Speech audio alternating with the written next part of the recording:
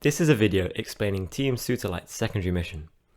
The primary task of this project, at a very surface level, is to send a bunch of electronics in a can a couple of hundred meters into the air using a rocket.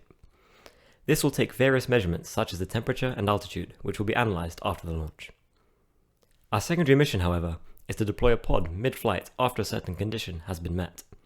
In our case, this condition will be altitude. This acts as a proof of concept, perhaps having its uses in extraterrestrial colonization. In a real-world case, this pod would not deploy under the condition of altitude, but rather conditions where human life has been met, such as humidity, temperature, and other important factors. Then, once the pod has been dropped to the floor, it would continue measuring the conditions to determine suitability. This is in the aim to reduce cost of space exploration. To deploy the pod, we needed a trapdoor mechanism.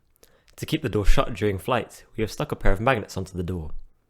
Through experimentation, we found that the two magnets could hold up to 700 grams.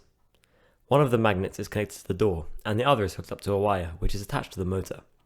When this motor starts spinning, the wire will pull the magnet, meaning that there is no longer a force of attraction between the two.